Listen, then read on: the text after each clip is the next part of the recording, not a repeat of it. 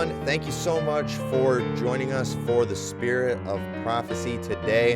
I am excited to have the first guest on this program, Pastor Patrick Boyle from the Revival Baptist Church in Orlando, Florida. Pastor Boyle has been a good friend of mine for several years now, and I appreciate his friendship. I enjoy the fellowship with him, and I enjoy talking anything. We like talking about literally anything with each other, but Bible is something we like to talk about, and prophecy. He's somebody who I would consider in my camp, you could say, when it comes to eschatology. And so we're going to have a conversation over the next few days on prophecy, and we kind of have today's subject that we are going to discuss. And the purpose really of this week's programs is I'm trying to set the tone for this podcast. I don't want it to turn into just this controversial, in-your-face, seeking for attention, dramatic type thing. I want to talk about prophecy. I am not here because I know everything on this. I learn from a lot of different people, but I do enjoy talking about it, and I think we need to talk about these things. But that can be a dangerous thing in the theological world, where if you discuss things and there's disagreement, things can get real ugly. And as a result, often people just kind of go along, I'm afraid. And so today we're going to talk about just animosity and attacks, because that typically comes with a lot of different subjects, but for sure, even with eschatology. And the question is eschatology worth all the hostility, the fighting, the attacks? Is it worth it? And so, Pastor Boyle, if you want to just go ahead and introduce yourself real quick to everyone, and then tell us what you think about eschatology. Obviously, everything in the Bible is important, but should it get as ugly as it does when it comes to this subject? Well, thank you, Pastor McMurtry, for having me. And it is an honor to be in the slot of the first guest on this show. Of course, looking forward to all those others that are going to be following. And certainly Bible prophecy is something that a lot of people are talking about today as we see our world shaping and unusual things happening. And so I am certainly interested in it. And I think it's worthy of our time and our attention. And so I'm appreciative of a podcast such as this that's getting started off. But I'm pastoring here in Orlando, Florida. I've got my wife, Robin. We have 7 children. I've been in ministry all of my life, from just a young adult, teenager. I was serving the Lord by way of bus routes, soul winning, Sunday school class, things like that, and then surrendered to be in the missions department. We were in Romania for 8 years. Then I pastored in Ohio for 6 years, and then I am now here in Orlando as pastor of the Revival Baptist Church. And we just celebrated 5 years from the day we started our church. And so we're just a little toddler of a church, just 5 years old, but excited with what God is doing here in the Orlando area. And to answer the question, the eschatology, worldview, prophecy views, is it worth fighting over? I would say no, absolutely resounding no. Is it important? Absolutely resounding yes. And everyone should have a place where they land. Even if it's different than mine, yours, or anyone else, you should know at least roughly where you land on these doctrines. But then when you look around and see others have landed slightly different or even dramatically different, I think there should be room for conversation. There should be room for even allowance for someone to be, in your opinion, wrong. But sadly, I personally experienced quite the opposite of that. I experienced attacks and friendships that were broken. My testimony is I grew up, independent fundamental Baptist circle, very strong pre-trib, dispensational background.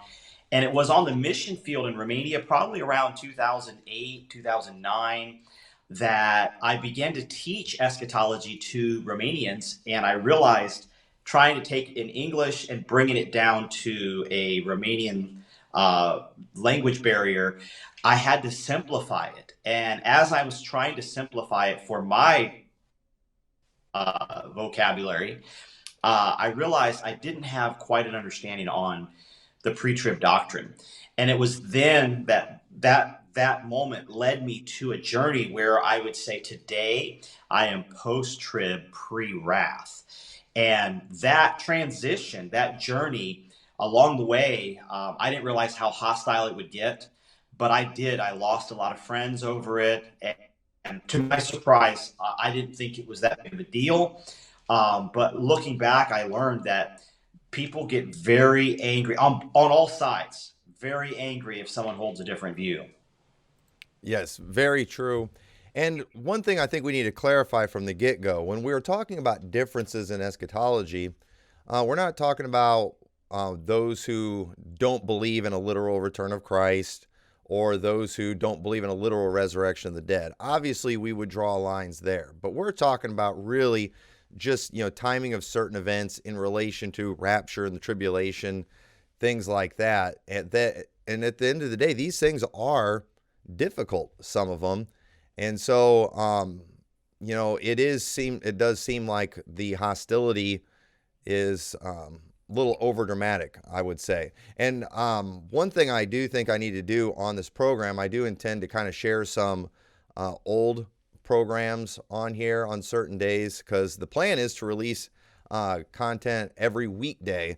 But we did an interview back in 2017 with you where you gave your testimony that was really good. And if people haven't seen that, that's something that they definitely need to watch. That was really good. And the truth is, too, Revival Baptist Church was kind of started because you had some drama at your previous church over this issue where people were very upset about it. And so you've had a lot of experience. Without going into all those stories, I think we should share the one story later, but just, with your sending church when you're on the mission field, with your home church when you were pastoring. And so without a doubt, both of us, we have dealt with some major grief over this subject, for sure. And so let's talk about some of the overdramatic reactions to people changing on eschatology, because I don't know if you've heard a lot of this before, but something that I hear, and I've been present in the room at different conferences and things when preachers are speaking, and they'll get up and they'll give these dire warnings about all these preachers changing on eschatology and teaching that we're going to go halfway through the tribulation, and we got to watch out for these guys, and they'll talk about how dangerous they are. Have you heard some of that? Have you heard some of these crazy lines? I have, and I just want to echo that same thought that you brought up. We're not talking about completely polar opposite eschatological views. We're talking about where we agree on all the roots: salvation, the King James Bible, all these things, Trinity. And then we're the tree is growing and we're all unified. And then we get to eschatology and we split off a little bit and we're like, oh, we can't fellowship with them anymore. And we have all these arguments over. They are important topics, but if you look at the tree, the roots we're all together on all these doctrines, but we may disagree on something as the timing of the rapture, not if there is a rapture, not things like that. But so it's those subjects that don't it doesn't meet the requirement for the attacks that we're seeing. And so yes, I have been in the camp meetings and the conferences where they're warning. I can remember my pastor back before I even was aware of other views, just warning, like, this is dangerous. Don't even study it out. Don't go down that road. And the warning they always gave was, it leads to replacement theology. And so we cannot even question our pre-trib rapture because the spooky man here, it leads to replacement theology. And so I didn't even know what that was. And I was like, well, I don't want replacement theology, whatever it is. So that means I'm pre-trib. So I think, even in our circles today, it's still prevalent. In fact, now they're warning not just of doctrine, but of teachers. Anyone who holds a post-trib, pre-wrath view, they're going to say, stay away from brother so-and-so, as if he's, this person that's got this power to corrupt minds, versus staying on subject and saying, here's why we're not post-trib, and then show a Bible verse. But that's never what they do. They create a straw man, and warn everybody that that straw man can hurt them. Yes. And one thing I've noticed too, that it does seem like when it comes to eschatology, that it's not even so much about how you interpret the Bible, but it's about who you line up with. Everyone wants to associate a doctrine with a man. And then what ends up happening when they go to debunk the other position, it ends up becoming more about a man. And, and that to me is just a huge distraction. If I don't want to talk about, dispensational theology because I can't debunk it, then it would be easier for me to talk about Peter Ruckman's 3 wives and, things like that. And I don't think that's fair. I mean, it's a legitimate subject, but it's a separate subject. Who are these people teaching some of these things? I think you can talk about that. I'll probably do that eventually in this program. We'll spend some time talking about Schofield and Larkin and Darby and who these guys were. But at the end of the day, even if we prove that these guys, tripped old ladies walking down the street, it doesn't mean that their doctrine was wrong. So it can become a huge distraction. I prefer to talk about the doctrine and the issues. I think that is more profitable. But again, we go to all this dramatic stuff. And, and here's the thing about it too. I was thinking about this week, but what is more important? What somebody believes about doctrine in the past, as far as, the Old Testament ways, the sacrifices, all that. Obviously, there's a lot of doctrine from that. Why did they sacrifice the lambs? What were the purpose of those things? And then we have the subject of things in the present. What are we supposed to be doing today? How are we supposed to be living our lives today? What kind of church should we have? What kind of family should we be raising? What is it like? What does it look like to live godly and separated? Is that more important than what we think will happen in the future that we might not even live till that day? I mean, think about how much time we spend fighting with people who disagree with us on how things may unfold in the future, and we might not even live till that day comes. I hope we will, but a lot of people that are in heaven right now said they believe they were going to live till those days.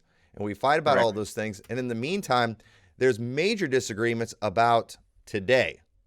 And those things don't seem like that big of a deal. I mean, some people get more upset with you about being different on the tribulation than being different than on Bible version issue, salvation issues, separation, godly living, things for today. And so for me, while it's nice when I have preacher friends that I can fellowship with who line up with me on things like eschatology, I would actually prefer somebody who lines up with me on the things of today rather than things of tomorrow. Yeah, I think though the reason they shroud this doctrine with so much fear, they just kind of, and I don't know their intentions, but I know the product is it produces church members who just don't question the doctrine. And instead of saying, I wonder if it's post-trib, pre-wrath, it's, well, have you heard about Pastor Boyle? Instead of saying, it's a pre-trib, it's like, no, they curse the Jews, which is not a true statement, but they'll make these bogus statements as a way of keeping people from studying out the actual topic. And so it produces conformity, whether that's their intention or not. It does produce conformity. But I always, even to the point where I remember studying it out, and I wasn't post-trib, but I was highly doubting pre-trib at that point. But if you were to ask me, I would default back because I was as diehard of a pre-trib as you could get. And I would say I am pre-trib 100%. Then I went from I pre-trib, but I see that post-trib has a point. And I remember starting to see some of the consequences of that. And I didn't want to study it out anymore. Because in my fleshly mind, I thought this way. When I didn't study eschatology, everybody was my friend. And then as soon as I opened up the book of Revelation and started asking questions, just genuine questions for myself, all of a sudden now they're saying, stay away from Patrick, stay away from his ministry, because I was studying out the book of Revelation. And so I battled with that for a while, thinking, well, why would I study it then if it's going to cause so much problem? And that's a bad place to be spiritually, where you stop studying your Bible to keep your friends. And whether they mean it to be that way or not, that was what happened to me. And Revelation 1, verse number 3 is where I just kind of got wind back in my sail to go on studying. And there in Revelation chapter 1, verse 3, it says, "Blessed is he that readeth, and they that hear the words of this prophecy, and keep those things which are written therein, for the time is at hand." And I remember there reading that thinking, there's a blessing to know these things. And keep it in perspective, but it's wonderful to it reshaped my worldview. I now understand minor prophets. I understand Matthew 24. The Bible really came together, and finally, for the first time in my many years of ministry, it made sense. And I'm not sitting there feeling like I'm in over my head when I'm trying to understand eschatology, prophecy, doctrine. And so there is a blessing. But I do think that whether intentional or not, there is a fear out there to keep you from even exploring any other option. Correct. And I'm glad you brought that up, because there is a blessing that's associated with these things. God obviously wants us looking at them. But here's the other thing with prophecy too, and I covered this a little bit in yesterday's program, but when it comes to the subject of prophecy, it's not meant to be like clear in this way where everybody's going to know exactly how it's going to play out before it plays out. None of the other prophecies that have been fulfilled were ever that way. It was one of those things where when it played out, everybody's like, oh yeah, there it is. But people's thinking of it wasn't always right. And so what I believe about prophecy is I do think it's something we ought to be studying, looking into. I think we ought to speculate. I think we ought to talk about it. But I think where we get in danger is when we get overly dogmatic about it. And again, there are things we can be dogmatic because the Bible is. There are things we can fight about because they fought about it in the Bible. Paul called out the people who were teaching that the resurrection was past because they were overthrowing the faith of some. So, we're going to be dogmatic about the things the Bible's dogmatic about, but I think it's good for all of us when we are able to discuss these things, talk about them, ponder a little bit. But I think people are afraid to. And you mentioned how, you were just you defaulted to pre-trib, but you were almost afraid to study it. I was kind of the same way, where when I was in that time of I'm not sure, I defaulted back to the pre-trib. And I went back a while back and I was listening to a sermon that I preached about the rapture. And it was funny because when you listen to that sermon, what I preached was accurate, but I did not go into a lot of details and go into a lot of specifics because I only wanted to preach what I was sure about. And I have noticed that many preachers that I respect who have been challenged on this, if you listen to their preaching on the subject, it's kind of the same thing. They are, with great wisdom, sticking to the things that they know they're right about. But when it comes to a lot of these other specifics, they're just kind of silent on it. And I think that's a good sign. And I think those of us who have gotten over the political pressures and all that kind of stuff, we just need to keep putting out more truth. Like you said, you can understand Matthew 24 and make it make sense and be consistent. The minor prophets, which you're not going to hear a lot of preaching on those things in most of your pre-trib Zionist churches. So, I think that the key is that we've got to do too, because they make it all about us. I almost think that's one of the reasons they do the hostility towards us is I do think there's a provoking that's going on so they can get us to behave badly and then just kind of cancel us. But how do we not respond to hostility with more hostility? Because it does. It gets ugly. We're in the minority. And so it's real easy for us to just kind of get a victim attitude and want to fight back. And And let me tell you, I wish I could go back and take back some things that I've done in response to some of the hostility. And I think that's one of the reasons I probably wanted to have you on the program first. If I'm going to set the tone and it's not going to be an ugly one, I got to get Pastor Boyle because, you typically have a good attitude about everything. And I need that rubbing off on me a little bit. But, how do you do that? Not be hostile towards hostility? Well, I would always point people to the greatest example, which is Jesus Christ, who he was reviled, yet reviled not again. He made himself of no reputation. So if you get attacks personally, you start looking at everyone is saying about you. Because remember, they're not necessarily attacking the doctrines, they're going to attack Tommy McMurtry and Patrick Boyle. That's who they're going to be attacking, and then they're going to show that we're just people, like and wicked people in their takeaway, and they're going to point out maybe even genuine flaws, and they're going to say, "See," and what's going to happen is our pride comes in. We're like, "How dare they say that about me or my church or my family?" And then next thing you know, we're returning kind with kind, even after we have a conversation like this, saying, "Hey, it's not worth fighting over." We find ourselves fighting over it. Mm-hmm. And so you have to constantly remind yourself, stay on subject, stay on the topic at hand. And they may attack, and they will, but that doesn't give us the right to do so. And what helped me was when I realized that all of the disciples of Jesus Christ were wrong on us. It helped me realize, wow, if they were all wrong on eschatology and Jesus never broke fellowship with them, the only time you see him even really scolding them would be in Luke 24, after the resurrection. They're still thinking he was bringing in a kingdom and was going to set up an earth. They were amillennialist at best, thinking, Jesus is going to bring a kingdom. And Jesus, he said, "Oh, fools and slow of heart to believe." Notice what he points them to: all that the prophets have spoken. And so it wasn't like Jesus said, "Well, that's plan A, and we're going to scrap that for a little bit. Here's a new revelation, plan B."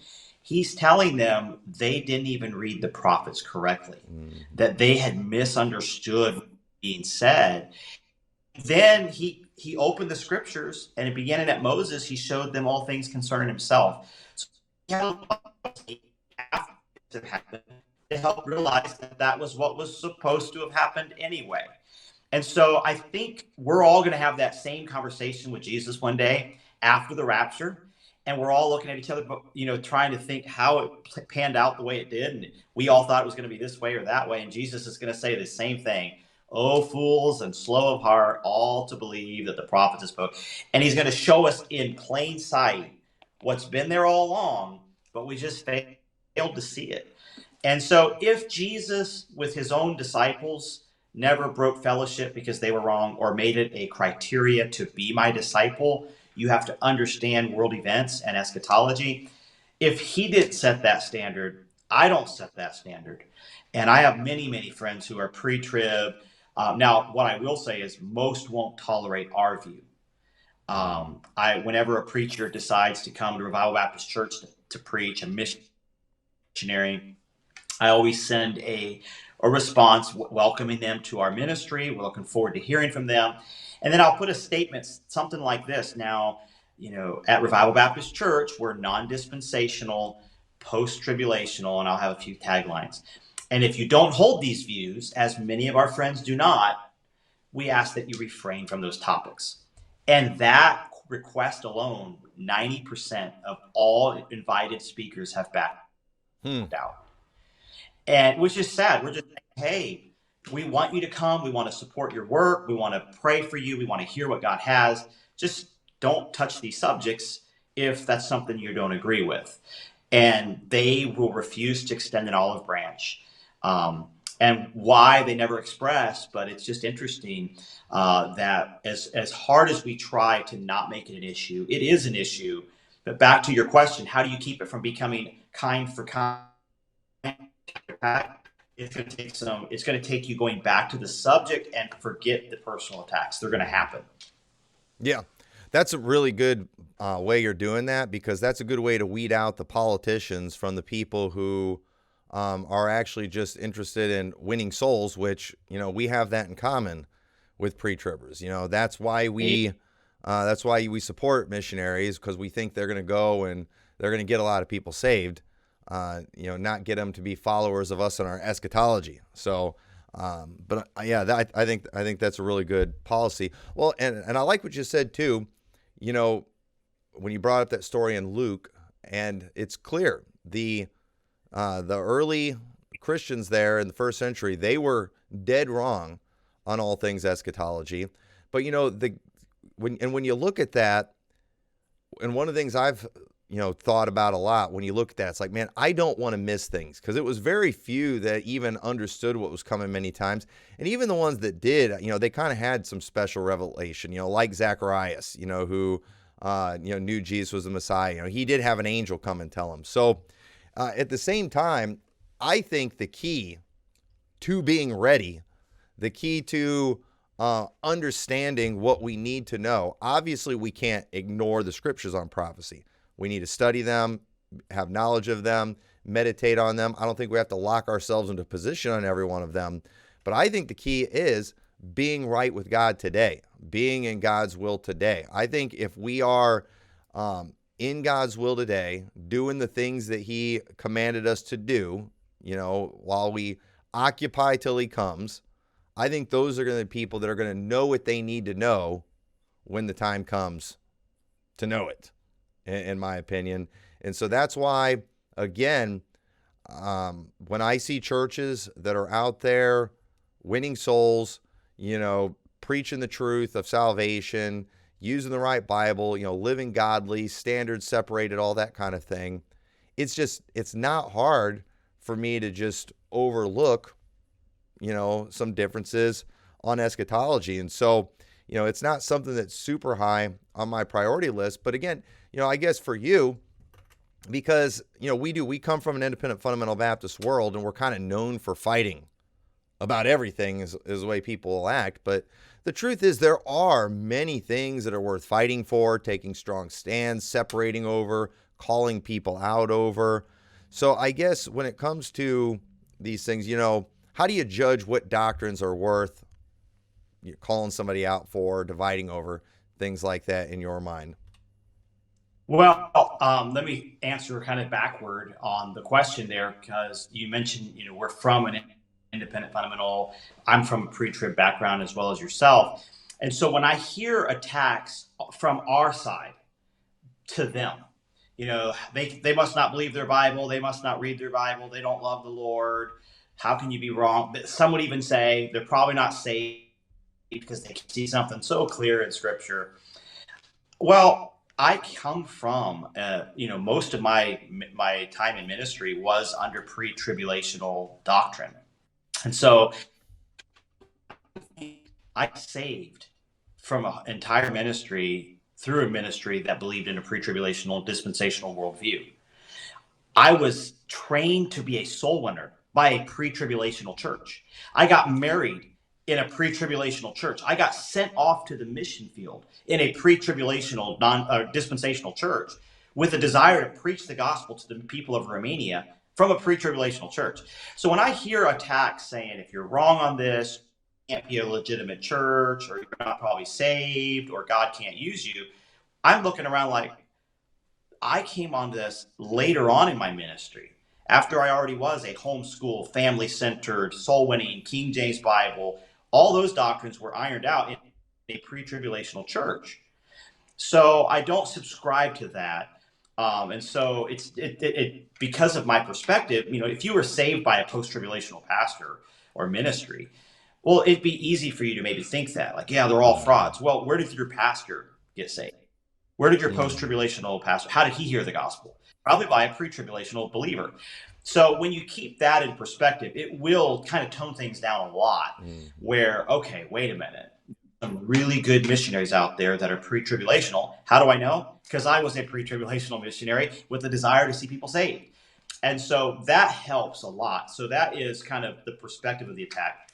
But choosing when to defend and attack and split over doctrine would be the question I would ask would be, if I'm wrong on that doctrine, what are the consequences?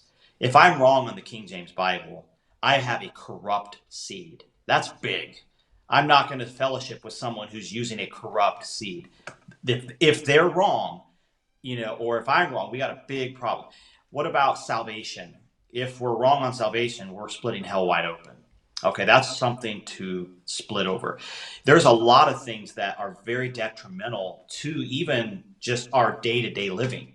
If we're wrong on the home, it's going to cause broken homes and children to go turn out wrong and rebel. There are a lot of things that, like, wow, I don't want to raise my family in something that they could potentially subscribe to hearing preached from the pulpit, and it devastate our life here today. But if we're on the rapture, worst case scenario, no matter where we land, we're going to be like the disciples in Luke 24, getting a lesson from Jesus, and we're going to be like, oh, and then they're going to be saying, man, our hearts burned within us. That makes sense. Finally, we can see. So I don't see where, how many of you've probably heard this many times. Well, if you want to go through the tribulation, go right ahead. I'm getting raptured at the first one. As if we're wrong on the rapture, we missed the first one. Right. It's like, that doctrine's wrong anyway, but the logic is what I was going at. And that is, even if I believe in a post-tribulational rapture and it ends up being pre-tribulational, we're going to all be raptured together, and we're all going to be, and I'll those dispensationalists give me a Bible lesson in heaven, and I'm like, okay, I guess you were right all along. So I guess if we're wrong on the doctrine, what's the detriment? And if the detriment affects our everyday life, then it is worth dividing over. So if I could convince Pastor A down the street that, I'm right on eschatology and he needs to start preaching post-trib, but he's already going soul winning, he's already hard preaching, he's already King James only, he's like us on everything but eschatology, and I finally convince him it's a post-tribulational rapture, what is going to change in his church? The practical side of things, nothing changes. So that shows you the importance. Like, okay, so all I get is him to say, you're right, Pastor Boyle, thank you. That's the only thing that's going to change. So at that point, I'm going to think, well, no, it's not that big a deal. Yes, I'm going to study it out, but it's not time to break friendship if they're wrong. Yeah, that's good. I totally agree. You do. You look at kind of the end result of it. And I've heard people come to me and they tell me all these dire consequences that are going to happen if people are pre-trib. They're going to take the mark of the beast, all that stuff. And I don't believe saved people are going to do that. But at the end of the day, it's all about the present. And so, for example, we saw a lot of pre-tribbers during COVID, take some really good, strong stands, because, they had convictions. And when persecution came, they weren't moving on those things. And they did just fine, And I think, I don't think somebody's head being in the right place on eschatology is going to make all the difference on that. But I want to close with this final thought, too, that I want to ask you about, because one thing I do think is important for people on our side and on both sides, but, it's important. We need to learn to not take it personal when someone disagrees with us. And in fact, just recently I was at a meeting and, there was a preacher there preaching, and he knows me, he knows where I stand. And, and in his sermon, he's like, there's some people that teach we're going to be going through halfway through the tribulation. I don't believe none of that, and at the same time, you hear those things, but, I didn't take it personal. But here's what I always tell myself. And here's what I told myself in that situation is I didn't take it personal because, one, I know that person cares about me. And so they just disagree with me. I think it's important. I think one of the reasons people often maybe don't want to have anything to do with us is, maybe if we're being too hostile, they don't know that about us. But when people find out that, hey, no, you like them, you care about them the way they are, they're usually more likely to let you be different than them in some areas. But I do know sometimes with myself, if I'm real honest with myself, when I hear people get up and just contradict what I preach, I always have to ask myself, is this about preserving truth or protecting my ego?